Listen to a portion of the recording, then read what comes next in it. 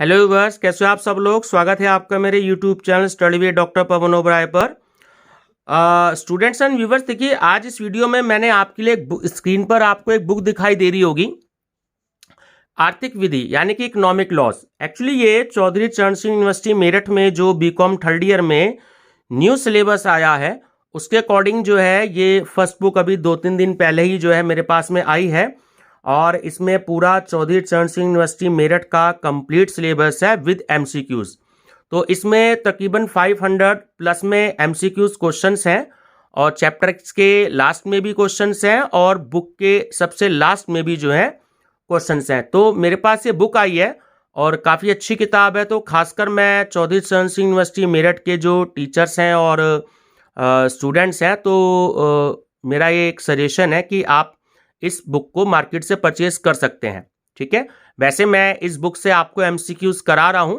मैं 4 part already पहले तैयार कर चुका हूं ई कॉमर्स के, तो ये 5th पार्ट जो है जो एमसीक्यूज है मैं इससे रिलेटेड आपको कराऊंगा। ठीक है, तकरीबन 500 प्लस में क्वेश्चंस। तो चलिए व्यूअर्स डिस्कस करते हैं आगे का क्वेश्चंस।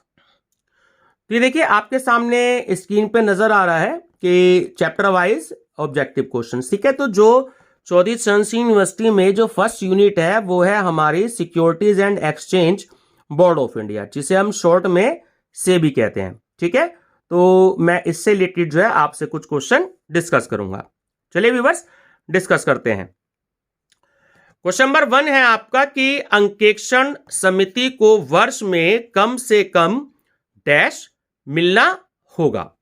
तो उनको कम से कम ऑप्शन नंबर बी करेक्ट है कि 4 बार मिलना होगा। क्वेश्चन 2, सेबी के अध्यक्ष तथा सदस्यों की नियुक्ति डैश द्वारा की जाती है। तो सही आंसर है ऑप्शन नंबर ए, केंद्रीय सरकार। ठीक है, सेंट्रल गवर्नमेंट। क्वेश्चन 3 कि सेबी के अध्यक्ष तथा पूर्णकालिक सदस्यों का कार्यकाल होता है। तो ऑप्शन नंबर डी सही है, 3 वर्ष। Question 4 reserve bank of India के बोर्ड में, ठीक है, आरबीआई के बोर्ड में कितने सदस्य होते हैं। तो ऑप्शन नंबर डी सही है, 2। क्वेश्चन 5 कि सेबी एक्ट का पूरा नाम है। तो ऑप्शन नंबर सी, देखिए आपको स्क्रीन पे सबसे ऊपर नजर आ रहा होगा। ठीक है, तो ऑप्शन नंबर सी सही है कि भारतीय प्रतिभूति और विनिमय बोर्ड अधिनियम 1992। ठीक है, क्वेश्चन 6 कि सेबी अधिनियम 1992 का मुख्य उद्देश्य डैश के हितों की सुरक्षा करना है। ऑप्शन ए सही है, विनियोजक जो इन्वेस्टर्स होते हैं। क्वेश्चन 7 सेबी अधिनियम की भिन्न धारा में शक्तियां तथा कार्यों का उल्लेख है। तो ऑप्शन नंबर सी सही है आपका, धारा 11। क्वेश्चन 8 सेबी का प्राथमिक उद्देश्य है, देखिए तीनों ही उद्देश्य सही हैं, प्रतिभूति बाजार का नियमन करना भी और प्रतिभूतियों में जो निवेशक होते हैं, विनियोक्ता होते हैं, उनके हितों की रक्षा करना भी, और सी प्रतिभूति बाजार के विकास का संवर्धन करना। तो सही आंसर है ऑप्शन नंबर डी, उपयुक्त सभी। क्वेश्चन 9 है कि सेबी का जो मुख्य कार्यालय जो हेड ऑफिस है वो कहां पर स्थित है। तो सही आंसर है option B, Mumbai. Question 10 Bharat में प्रतिभूति और विनिमय बोर्ड की स्थापना कब हुई। तो सही आंसर है ऑप्शन नंबर सी, 1988 में। ठीक है, क्वेश्चन नंबर 11 कि कंपनी को मुंबई स्टॉक एक्सचेंज में सूचीबद्ध करवाने के लिए प्रार्थित पूंजी न्यूनतम डैश होनी चाहिए। तो ऑप्शन नंबर बी सही है, 10 करोड़। ठीक है, क्वेश्चन 12 कि सेबी को और अधिक अधिकार देने के लिए सेबी अधिनियम में वर्ष डैश में संशोधन किया गया। तो ऑप्शन नंबर बी सही है, 2002 में। क्वेश्चन 13 निम्न में से कौन सा आदेश सेबी बोर्ड द्वारा जारी किया जा सकता है। ठीक है, ऑप्शन नंबर सी सही है, ए और बी दोनों, यानी कि जांच को पूर्ण करना भी और अनुसंधान को पूर्ण करना भी।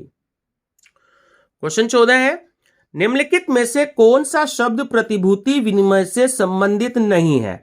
Option D, KPO. क्वेश्चन 15 की वर्तमान सेबी के अध्यक्ष हैं, तो वो है option C, Ajay Tyagi. Question 16 SEBI संशोधन अधिनियम 2000 के अनुसार सूचनाएं, जानकारी आदि देने में असफल होने पर दंड का प्रावधान है। ऑप्शन सी उपर्युक्त ए तथा बी जो भी दोनों में कम हो, मतलब कि उल्लंघन के कुल दिन के प्रत्येक दिन का 1 लाख रुपए और बी 1 करोड़ रुपए। ठीक है। क्वेश्चन 17, जो हमारा अंतरराष्ट्रीय मुद्रा कोष है, इंटरनेशनल मॉनिटरी फंड, उसमें वर्तमान में कितने सदस्य हैं? ऑप्शन नंबर बी 189 सदस्य। क्वेश्चन 18, कि सेबी अधिनियम के अंतर्गत 2 निर्गमनों के बीच अंतर होना चाहिए, तो ऑप्शन नंबर सी सही है, 12 महीने का। क्वेश्चन 19, द्वितीयक बाजार में सेबी का योगदान है, तो ऑप्शन डी इनमें से सभी। देखिए, स्टॉक विनिमय केंद्रों का नेटवर्क तैयार करना, भीतरी सौदे के लिए कानून बनाना और शोध और प्रकाशन की सही व्यवस्था रखना। ठीक है। क्वेश्चन 20 है कि सेबी अधिनियम के अनुसार जो भीतरी व्यापार होता है, जिसे हम इनसाइडर ट्रेडिंग कहते हैं इंग्लिश में, के लिए जुर्माना हो सकता है, तो ऑप्शन डी सही है कि बी और सी दोनों में जो भी कम हो, यानी कि भीतरी व्यापार से अर्जित लाभ की राशि का 3 गुना या 25 करोड़ रुपए। ठीक है। चलिए, डैश सेबी के सामान्य कोष खाते में क्रेडिट होने चाहिए, तो ऑप्शन बी सही है, अनुदान, फीस और बोर्ड व्यय बोर्ड द्वारा प्राप्त। क्वेश्चन 22, कपटपूर्ण एवं अनुचित व्यवहारों हेतु दंड का प्रावधान, ठीक है, धारा डैश के अंतर्गत आता है, तो ऑप्शन नंबर सी सही है, 15HA। क्वेश्चन 23, सेबी अधिनियम में छल कपट तथा भ्रमपूर्ण चालों, आंतरिक व्यापार और प्रतिभूति के वास्तविक अर्जन पर नियंत्रण से संबंधित धारा कौन सी है? तो ऑप्शन सी, ठीक है, धारा सी। क्वेश्चन 24, सेबी अधिनियम के प्रमुख कार्य हैं, देखिए तीनों ही हैं, ऑप्शन डी, कपटमय तथा अनुचित व्यापार व्यवहारों को रोकना, निवेशकों को समय समय पर शिक्षित करना और भीतरी व्यापार पर रोक लगाना। ठीक है। क्वेश्चन 25, कि सेबी के कार्यों को डैश भागों में विभक्त किया जा सकता है, तो ऑप्शन ए 3।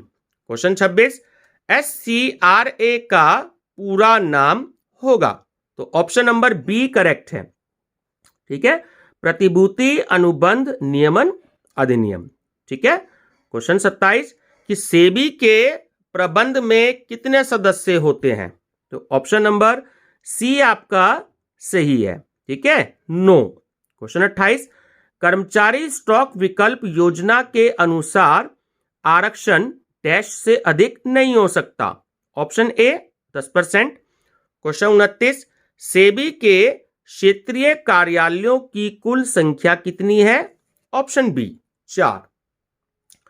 क्वेश्चन 30, विदेशी संस्थागत निवेशों का पंजीयन कराना सेबी का डैश कार्य है, ऑप्शन बी, ठीक है, विकासात्मक कार्य। क्वेश्चन 31, भारत में राष्ट्रीय डिपॉजिटरी की कुल संख्या कितनी है, ठीक है, तो ऑप्शन नंबर सी 2। तो व्यूअर्स, ये 31 क्वेश्चन थे आपके सेबी के। ठीक है, आगे नेक्स्ट आपका इसमें टॉपिक है डिपॉजिटरी एक्ट, निक्षेपागार अधिनियम। तो कुछ क्वेश्चन इससे रिलेटेड मैं आपको बता रहा हूं। तो क्वेश्चन 1 है कि निक्षेपागार अधिनियम 1996 डैश लागू होता है, तो ऑप्शन सी सही है कि संपूर्ण भारतवर्ष में। ठीक है। क्वेश्चन 2, भारत में निक्षेपागार अधिनियम 1996 कब लागू हुआ, ऑप्शन बी 20 सितंबर 1995 को। क्वेश्चन 3 है, निक्षेपागार द्वारा अपने ग्राहकों को दी जाती है, तो ऑप्शन नंबर बी पहचान संख्या। ठीक है। क्वेश्चन 4 है कि निक्षेपागार एवं विनियोक्ताओं के बीच एक मध्यस्थ कार्य करता है, तो ऑप्शन नंबर बी, ठीक है, निक्षेपागार प्रतिभागी। क्वेश्चन 5 है, निक्षेपागार कार्यवाहक है, देखिए ऑप्शन डी सही है, उपयुक्त सभी, यानी कि समाशोधन निगम का भी है, निक्षेपागार प्रतिभागी का भी है और रजिस्ट्रार और शेयर ट्रांसफर एजेंट्स का भी है। ठीक है। क्वेश्चन 6 है कि निक्षेपागार द्वारा खातों में टैक्स रखी जाती है? ऑप्शन सी प्रतिभूतियां, इंग्लिश में सिक्योरिटीज बोलती हैं प्रतिभूतियों को। क्वेश्चन 7 है निक्षेपागार सहभागी शुल्क चार्ज करता है। ठीक है, तो देखिए तीनों ही होते हैं, डीमेट एवं रीमेट शुल्क भी, अभिरक्षा शुल्क भी और व्यवहार शुल्क भी। तो सही आंसर है ऑप्शन डी, ये सभी। ठीक है व्यूअर्स, नेक्स्ट टॉपिक है आपका इसमें एनवायरमेंटल लॉ। ठीक है, पर्यावरणीय संनियम। तो अब इससे रिलेटेड क्वेश्चन डिस्कस करते हैं। क्वेश्चन 1 है कि संयुक्त राष्ट्र द्वारा आयोजित जून 1972 का पर्यावरण सम्मेलन कहां हुआ था? ठीक है, वो हुआ था ऑप्शन नंबर बी, स्टॉकहोम में। व्यूअर्स, ये क्वेश्चन जो है पीसीएस और एनटीए नेट में भी आया हुआ क्वेश्चन है। ठीक है, क्वेश्चन 2, भारत में पर्यावरण संरक्षण अधिनियम का पूरा नाम है? तो ऑप्शन नंबर सी करेक्ट है कि पर्यावरण संरक्षण अधिनियम 1986। क्वेश्चन 3, पर्यावरण के अंतर्गत आता है, देखिए जल भी आता है, वायु भी आता है, भूमि भी आता है। तो सही आंसर है ऑप्शन डी, ये सभी। क्वेश्चन 4, पर्यावरण संरक्षण अधिनियम 1986 में पर्यावरण को किस धारा के अंतर्गत परिभाषित किया गया है? तो ऑप्शन ए करेक्ट है, धारा 2A। 5, पर्यावरण संरक्षण अधिनियम 1986 के प्रावधानों का उल्लंघन करने पर दंड या जुर्माना का प्रावधान होगा? ऑप्शन सी ए और बी दोनों, यानी कि 1 लाख रुपए तक जुर्माना और 5 वर्ष तक की सजा, दोनों। क्वेश्चन 6, राष्ट्रीय हरित अधिकरण, जिसे हम कहते हैं नेशनल ग्रीन ट्रिब्यूनल, शॉर्ट में कहते हैं एनजीटी। ठीक है, तो अधिनियम किस वर्ष लागू हुआ? तो वो हुआ ऑप्शन नंबर डी, सन 2010 में। क्वेश्चन 7 कि राष्ट्रीय हरित अधिकरण अधिनियम लागू करने वाला भारत विश्व में कौन सा देश है? तो ऑप्शन बी, तीसरा। क्वेश्चन 8, राष्ट्रीय हरित क्रांति एनजीटी का जो हेड ऑफिस है वो कहां पर स्थित है? ऑप्शन नंबर सी, नई दिल्ली में। क्वेश्चन 9, भारत में पर्यावरण संरक्षण अधिनियम 1986 कहां पर लागू होता है? तो ऑप्शन नंबर डी करेक्ट है कि संपूर्ण भारत में। क्वेश्चन 10, पर्यावरण संरक्षण अधिनियम 1986 की धारा 2E को परिभाषित किया गया है? तो ऑप्शन बी करेक्ट है इसमें कि हानिकारक पदार्थों के लिए। क्वेश्चन 11, देश में बढ़ते हुए प्रदूषण को रोकने का मुख्य कार्य किसका है? ऑप्शन सी, राष्ट्रीय हरित न्यायाधिकरण का। क्वेश्चन 12, राष्ट्रीय हरित न्यायाधिकरण के जो वर्तमान अध्यक्ष हैं वो कौन है? तो ऑप्शन बी करेक्ट है, जस्टिस आदर्श कुमार गोयल। ठीक है, जस्टिस आदर्श कुमार गोयल। क्वेश्चन 13 कि भारत में पर्यावरण संरक्षण अधिनियम 1986 कब लागू हुआ? बहुत इंपॉर्टेंट है, ऑप्शन नंबर ए करेक्ट है, 19 नवंबर 1986 को। ठीक है, क्वेश्चन 14 है कि परिसंकटमय पदार्थ शब्द को अधिनियम की किस धारा में परिभाषित किया गया है? तो ऑप्शन नंबर ए करेक्ट है कि पर्यावरण संरक्षण अधिनियम की धारा 2E में। क्वेश्चन 15 कि भारत में पर्यावरणीय कानून बनाने की प्रेरणा किस घटना पर आधारित है? तो option number C, Bhopal gas त्रासदी, ये 1984 में हुई थी। ठीक है, चलिए क्वेश्चन 16 है कि पर्यावरण संरक्षण अधिनियम 1986 में अधिष्ठाता, हम ऑक्युपायर बोलते हैं इंग्लिश में, को किस धारा में परिभाषित किया गया है? तो धारा डी, ऑप्शन 2F। क्वेश्चन 17, पर्यावरण संरक्षण अधिनियम 1986 की कौन सी धारा अपराधों के संज्ञान के बारे में परिभाषित करती है? ऑप्शन बी, धारा 19। क्वेश्चन 18, राष्ट्रीय हरित न्यायाधिकरण यानी एनजीटी के आदेशों के विरुद्ध अपील कहां पर की जा सकती है? ऑप्शन डी, उच्चतम न्यायालय, सुप्रीम कोर्ट। क्वेश्चन 19, राष्ट्रीय हरित न्यायाधिकरण की क्षेत्रीय पीठों की कुल संख्या है? Option D, 4। क्वेश्चन 20, राष्ट्रीय हरित न्यायाधिकरण को डैश के समान शक्तियां प्रदान की गई हैं?